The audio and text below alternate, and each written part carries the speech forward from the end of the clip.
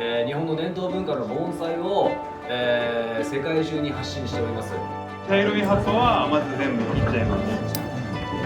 This was a fantastic event where both the students and the teachers got to understand a little bit more about the bonsai tradition, as well as taking time to shape our own, to plant our own and to look after them. It really was a wonderful event.